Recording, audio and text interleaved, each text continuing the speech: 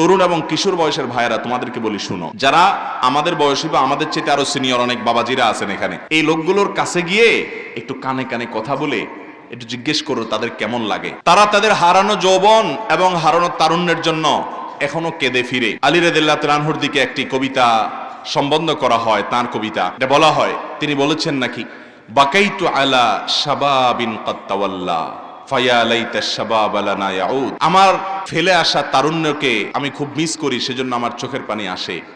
ফায়া লাইতা শাবাব লানা ইয়াউদ, যদি আফসোস সেই তারুণ্য একটু ফিরে পেতাম আবার।